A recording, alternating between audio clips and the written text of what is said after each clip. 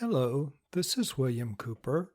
Welcome to Awakening Together, Relaxing into Happiness. I trust you're doing well this week. Today, let's talk about mantras and the many ways to use them in your life. One of the main ways to use a mantra, the most important way in my opinion, is to use it to help you awaken as a tool. As Ramana used to say, let's find out who you are first before we look at how you could use mantras to awaken. Who are you? So let's talk about that a bit first. It's really what all these podcasts are based on, awakening and who you are.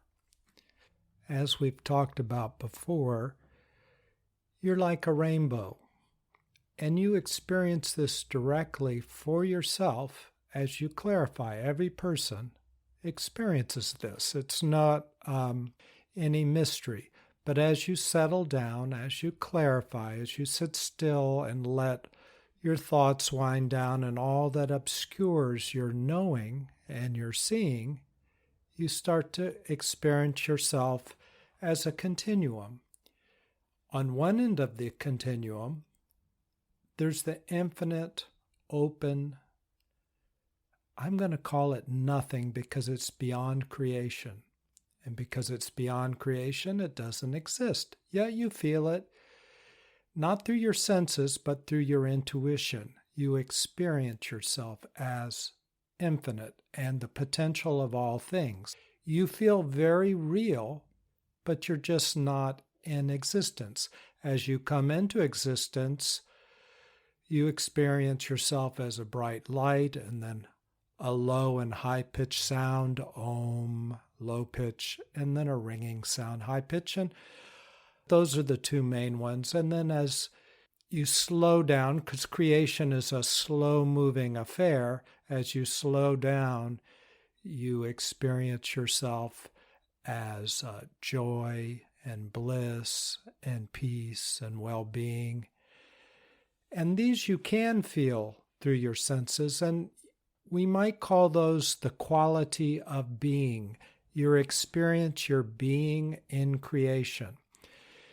These are not the same as emotions because they're not created. Your being is always there, all the time, forever. You don't have to do anything to create any of these things, any of these qualities, or your being.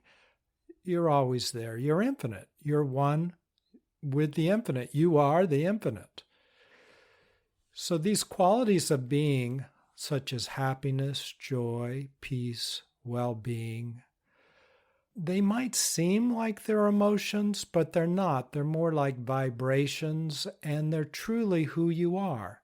Now, emotions are those things that we create when we are separated, for instance. When we're separated from ourselves, we have separation anxiety. We create an anxiety because we're afraid. We create an anger because we're angry that we're separated. We create a feeling of abandonment. And what creates these? It's our mind. It's our mind spinning because we're separate and we're grasping. We're trying to get back to ourselves, but we don't know how. And we're reacting, hurt, fear, and anger. Hurt, fear, and anger create our personality. That's what our personality is made out of. It's a getting machine. We're trying to get back to ourselves. We're trying to get love, so we're grasping at relationships. We're trying to get safe, so we're trying to get a lot of money. We're trying to get happy again or get fulfilled, so we try to buy a lot of cars and iPhones and things like that, thinking that any of these things could make us happy. Or we drink a lot or use drugs, or we do a lot of things. We create a personality in order to get these things, in order to be safe again and be happy again, and so on and so forth. So that's the human predicament. We sit down and we meditate so that we can see these things and we can extract ourselves from the midst of living through our thoughts and our emotions. Our predicament is one like being born with pink sunglasses on. We don't realize we have the sunglasses on. We don't realize that the world really isn't pink. We're just used to it. Our emotions, our personality, we've developed it at such an early age, and we're looking through our thoughts. Our thoughts are just lenses, the same as our emotions are just lenses. They're just filters. So our pure energy of being, peace, love, well-being, that light shines through these filters called thoughts and emotions, and that's how we see our world. We see our pink world because our thoughts are colored. They skew our experience. So I spent probably decades in my awakening process looking through my personality and trying to solve it through my personality. How can I go to more therapy? And therapy is very helpful to release things, but how can I go to more therapy to let things go so that I can be happy and eventually awake? Or how can I be successful and so that I can relax? Or how can I get a good relationship or exercise just right or eat just right or do all these things, which all are good things, but they aren't awakening. And I thought they were awakening because I perceived everything with my personality as the reference point, as my reference point. There was a me that I was looking through, and those are the sunglasses, the me, the personality. So what does all this have to do with mantras? We're getting there. When I'm looking through pink sunglasses, somehow I have to remove myself from them in order to see the world as not being pink. Somehow I have to extract the sunglasses from my face. I have to quit peering through them. Well, it's the same dynamic in awakening. I have to quit looking through my thoughts, through my emotions. I have to extract myself from them. How do I do that? Well, I sit still is a good way. That's called meditation. And I just watch them. When I watch them, that means I'm not looking through them. As I often say, it's quite different to look at a bottle of wine than it is to drink a bottle of wine. Quite different to look at a thought than it is to look through a thought. So by sitting still and observing my thoughts, I can let them wind down and relax and release. It's very important, though, to more than simply look at thoughts, to also allow the thoughts to drink in the well-being of that which is looking at them, which is me. See, I'm made of peace, love, and well-being. Everything the thoughts were created to grab and get. So they're grabbing outwards, trying to get more cars and iPhones to be happy, when they can drink in instead the being of me, the awareness that is me. They can then feel and experience the well-being they've been trying to get through iPhones and cars and houses, and they can relax. So it's important both that I don't jump into them, but it's important also that from their vantage point, they drink in the goodness that I am. When they relax, when they drink in what they've been looking for, they relax, they let go, and they melt into me.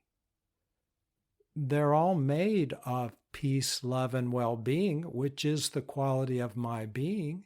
So they just melt back into that, just like tensions melt back into you after a good massage. They're gone. The tension is gone. The thoughts are gone. The emotions are gone. So that's a rough idea of the awakening process. So, back to mantras.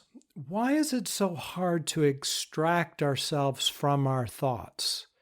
Well, they have an addictive quality. I have to think this. I have to do this. Why?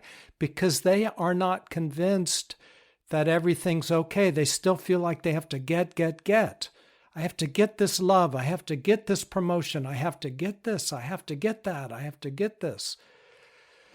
They're not convinced that you're enough because they haven't drunk in you enough to realize that. They haven't soaked up the well-being. That's why it's very important for the thoughts to soak in the well-being of you. The problem that we have in meditation often is we're kind of in a middle ground. We haven't totally awakened, or maybe we haven't awakened at all, and we still think we're our personality, but we're dutifully watching our thoughts and watching our emotions and just taking our 5, 10, 15, 20 minutes of meditation and doing it.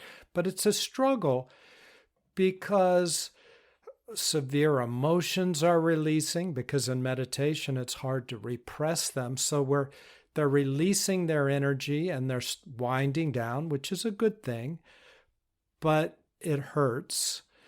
Also, the emotions are screaming for me to jump into them. Think me, feel me, because they're addictive. Why are they addictive? Because they truly at that moment believe they're necessary for you to get what you want, because they don't realize who you are. They don't need to get love because you are love, but they don't realize that. So it's very addictive. And although you're love all the time and your being, as we started this podcast saying, is always there, full, complete, radiating beautiful energy and light, but it's crusted over and covered up by these distracting thoughts and emotions. It's like looking through a kaleidoscope and you can't see straight. So you're wanting to let these things go because they're very stressful and your life is fractured into 1,000 different directions and pieces. But because they don't realize that you're peace and love, they're screaming at you to drink them in just like a bottle of wine. And often we do. And that's why in meditation we attempt to watch the thoughts and start to extract ourselves from them, not through effort, but simply by watching them. That means we're not jumping into them. And experiencing our emotions, watching our emotions, means that we're not jumping into them. But suddenly we find that we are. And 5 minutes has elapsed and we have even forgot that we're meditating because we're daydreaming or thinking what we're going to get at the grocery store. And then it's like, oh, and then we start meditating again. But we're pulled into our thoughts and emotions because they're very addictive. How can we stop doing that? Well, as a baby step, as a tool, training wheels on our bicycle, we can use mantras. Let me tell you some of the many ways that they can be helpful. First, let's explore a particular kind of mantra meditation. I used it for years and still from time to time I come back to it. It's a very powerful starting meditation. And this is how it works. You sit down in a relaxed position, you close your eyes, and you just breathe normally. You chant your mantra inside of you. If your mind wanders, you bring your attention back to the mantra. You do this for 5 minutes in the beginning, and you work your way up to 20 minutes in the morning and 20 minutes in the afternoon. That's the ideal anyway.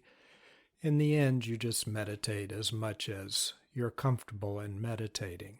Maybe it's less or maybe it's more. So what happens here? Let's look at it. You sit down, you start to meditate, and then you can't just watch the thoughts because they're so addicting, you start to jump into them. But this particular mantra meditation already has that solved with a mantra, because at the first sign of a thought starts to come up, you just chant your mantra silently to yourself. Now, these mantras are meaningless sounds. For instance, one might be ing, another one might be em, another one might be inga, another one might be emma, on and on and on. The reason why they're meaningless sounds is that way your mind won't start to think about them. Because once you start to think about them, you're thinking, right? You have not extracted yourself from the pink sunglasses. You have now jumped into them. The topic now is mantras. Because if I had a mantra that was meaningful to me, such as I am radiance or I am peace, maybe I would start thinking about that. Maybe I would get a visualization or an image, and that is me using my mind rather than observing my mind. Now, what's so hard about all this meditation in the beginning is that just seems ridiculous. How can I not be my mind? What's wrong with visualizations? What's wrong with guided visualizations or things like that? Nothing's wrong with them. They're helpful on another level, by the way. But as far as awakening, they're still using your mind. They're still using your emotions. And what's so difficult in the beginning is to really comprehend that we're not our thoughts and we're not our emotions. We really are not.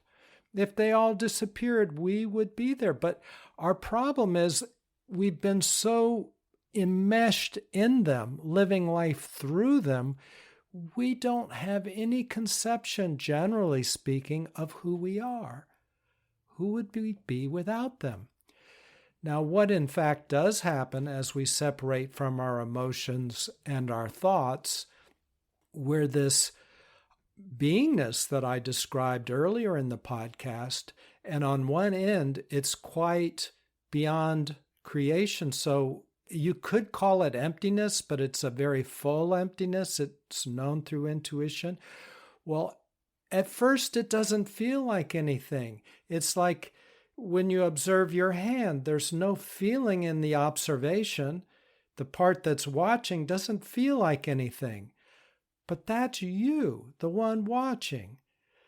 But what happens is you put your attention there and do it long enough and don't move from there, you start to glow. There's an energy that comes through that conduit of you, that quote-unquote empty beingness that turns into light and sound, and it begins to glow and radiate joy and peace and well-being. As I mentioned earlier, these are not emotions, they're qualities of being, and they are a radiance. They are a powerful radiance. Miracles happen through this radiance, and you are that. But it's hard to believe because we're so captured by this false reality of thoughts and emotions. That's why in the Hindu scriptures, they talk about we live in a world of Maya or delusion or even illusion. We don't see straight. We don't understand. So that's our dilemma. And that's why it's so difficult. In this kind of mantra meditation, we short-circuit the addiction in a sense by saying our mantra right as a thought begins to come up. Right before we can drink out of that bottle of wine, we say something that keeps us looking at the wine rather than drinking it, looking at our thoughts rather than drinking it. So we say our mantra. Let's just say it's one of these meaningless sounds, M. M. We say our mantra, M. And we let the mantra float away along with any thought that was coming up or any emotion. Maybe the emotion lasts a long time, so we gently might say, M again, M again. Anytime we feel like it, we say M instead of jumping into this emotion, which may be going on and on and on. You know how emotions can be, or thinking, instead of thinking about the dog across the street, I just say, Now maybe the thoughts of the dog are there, but I let them both go. I don't drink. I can't drink the word because it doesn't mean anything.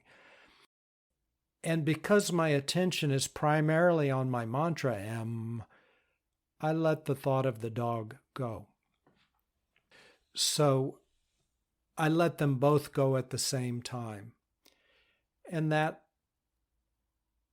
keeps me from jumping into my emotions and thoughts. Now, eventually, because I'm not jumping into my thoughts and emotions, I start to experience my beingness, and I start to experience my radiance and my peace and my well-being, and I start to radiate as I do my meditation. I'm not jumping into the thoughts, so I'm not getting distracted away from myself. So after a while, I learn about myself. And once I learn about myself and I experience myself, then my emotions and thoughts can drink in myself and they can begin to relax into me and disappear. Eventually, I don't even have to say my mantras anymore because I'm not being distracted by this addiction. I'm no longer addicted to my thoughts and my emotions, and I can just watch them, be with them, and let them drink in the qualities of my being and relax away. So that's the first use of a mantra. So let's look at another use of mantras. I remember I was traveling in India and I wanted to see the guru Sathya Sai Baba. He's very powerful, very well known, and had been around for a long time. He could do miracles and very powerful. He passed away maybe 10 years ago. So I went up to Puttaparthi in India and I stayed at his ashram. I would see him twice a day. I'd get up at 3 in the morning and see him in the morning, and I would see him in the afternoon. And indeed, he was very, very powerful.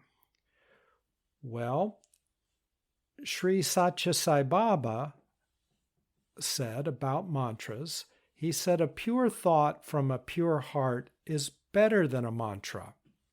What does he mean by that? Well, as we're going to see later on, there are so many uses of mantras. The vibrations of these sounds can be quite powerful. They can manifest things. They can help clear out things within you. They can help you focus. They can do so many things. And we're going to touch on a number of these things, not in this podcast, but the next one, part 2. But what I'd like to focus on here is in the manifestation of things, what's more powerful than simply sitting within your center as the infinite, as the one? Because in oneness, there only is one. That divine energy that flows through you, the radiance and beyond this existence that I described earlier, that comes from the one. It is the one shining through your incarnation and every other incarnation. It's extremely pure because it is purity itself. The qualities of your being are the qualities of the oneness. So this is what we're trying to get to in awakening. We're trying to get to ourselves. It's called self-realization, right? That's what we're attempting to do. It's kind of laughable in a sense because we're trying to get to what we already are. We've just tied ourselves into a bit of a knot or into a pretzel, and we're trying to undo our pretzel and see clearly. Take off those pink sunglasses. So, Sathya Sai Baba, a pure thought from a pure heart is better than a mantra. My friend and guru, former guru, Bhagavan, used to say something along those lines. He said if he pictured something, it would come into being simply by him shining his energy through that thought form, that picture. He would do a miracle. Now, because he was one with, or is one with the universe, he would say another interesting thing. He said, if that picture wouldn't stay in his mind, he knew it would not happen. Because there is no individual, it's the divine or the infinite working through his incarnation. That incarnation can't simply picture something that is not in divine order, in divine harmony. As many of you know, at one time I was a board president of a unity church, and I love the unity mantra that says, there is one presence and one power moving in and through us in divine and perfect order. Isn't that pretty much what Sai Baba is saying, but in a little bit different words? This one presence, there's only one. It's very pure. It is purity itself. It's not very pure. It is pure. And it's moving in and through us. And in that purity, everything is in divine and perfect order. And that's why Bhagavan, through his incarnation, could only manifest those things that were in divine and perfect order. If the image wouldn't stay in his mind, it wasn't in perfect order for what the universe or what his world needed at that moment, even if one part of his personality thought it would be helpful. The universe knew that it wasn't helpful, so he wasn't able to do that, to hold a discordant or contrary image and have that manifest, because he himself was one. So what does all this have to do with your awakening and mantras? Well, as you're meditating or as you're going through your day, as you become in touch with yourself, your pure self, perhaps even if you have a lot of troubles going on some level, you're in touch with your pure self and you can feel peace on some level, or happiness on some level, even though you have troubles going on. Remember, troubles are what you see through your thoughts, when you look through your thoughts, or when you experience through your emotions. But actually, in deep trust, just as the unity mantra says, everything is in divine and perfect order. So there are no problems. I know that sounds so crazy, especially if you're in the middle of one. The difference is in awakening, you are everything, and everything begins to smooth out around your energy. And even the so-called problems, when you're looking from a clear place without your pink sunglasses on, when you see from a clear place, everything you see is clear. You see clearly, and you see everything is made of peace, love, and well-being, and it's there for the highest good. And that's what you experience in your life, even if it's an apparent quote-unquote problem. So as you're in contact, when you're experiencing peace on a deep level, even though there's problems in your life, rather than to get sucked into your problems, you can chant a mantra, peace. Now, this isn't the same as a meaning phrase that might get your mind activated, because it's not coming from the mind. It's coming from the quality of your being. You're actually experiencing your being, which is peace. So from that experience, you're just putting it into a word and you're saying what you are experiencing, peace. Now, as you say that mantra, peace, just like in TM meditation, you're not tempted to jump into the middle of that problem, which is on the external world. And by external world, I even mean your thoughts and your emotions, as well as the stuff going on out in the world. So you say peace, or maybe one part of you, your being, your quality of being, you're experiencing, as crazy as it sounds, you're experiencing happiness, even though there's these things going on around you that do not look happy. So rather than to jump into them and get unhappy because now you're wearing pink unhappy sunglasses, rather than do that, you just chant what your being is, which is happiness, and you say to yourself, happiness. And just like the TM meditation, you let everything on the outside go. You deal with it, but you let the propensity of you getting involved in the problems and the harshness of it all, you let that go.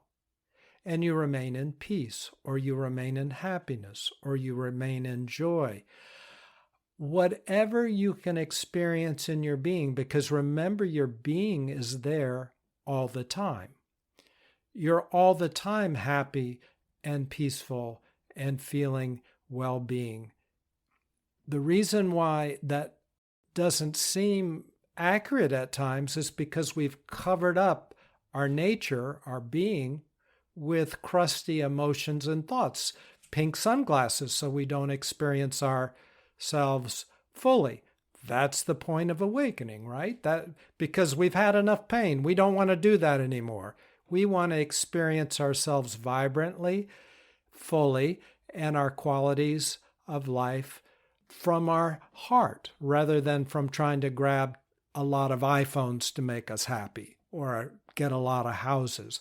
We want to just experience ourselves as happiness itself, right? So that's what Sai Baba was getting at, perhaps. You can create a pure mantra from the depths of your heart, and that's more powerful than a manufactured mantra. However, starting out, I might try the mantra meditation we discussed earlier and simply pick your own mantra and go with it until you get a little bit extracted from your thoughts and emotions so that you can experience your being more fully. And then once you experience your being more fully, you do experience a little peace. There's a little breakthrough in the crust and you feel that immense peace, maybe a little ray of it shining through that you can continue on as, and also express in a word as a mantra or a vibration called a word. Words are just sounds, right? So these are two powerful uses of mantras. Just make up a meaningless sound for your own mantra. And the second use of mantras is using a mantra that comes from your heart, from your purity, and using that to stay connected with yourself as you watch your emotions and thoughts so that they can unwind and relax, drink in the qualities of your being, and disappear. Your being itself is your mantra.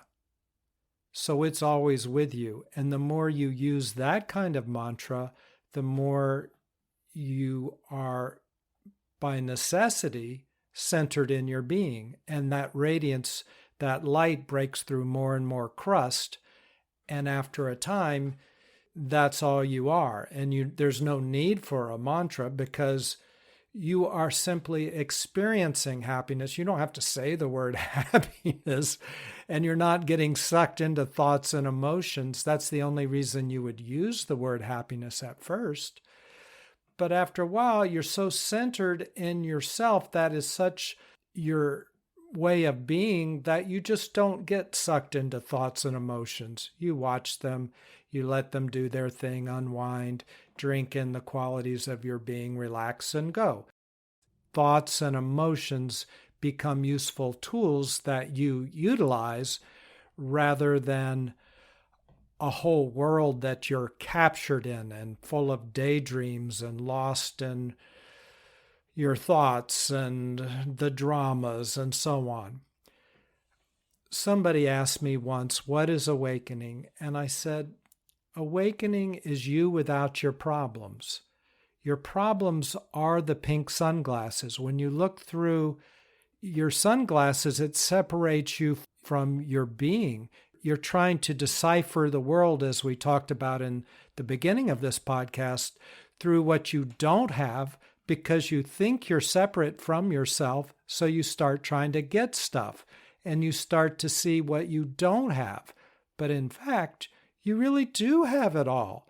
You're not separate from yourself. And awakening is reversing that delusion of separation so that you can relax and know that it's okay. You're fine. Everything always was okay.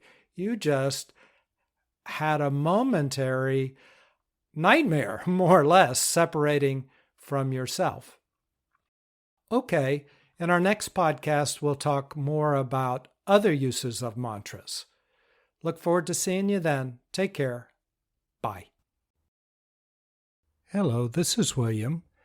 If you've enjoyed this podcast, please consider sharing it with somebody else.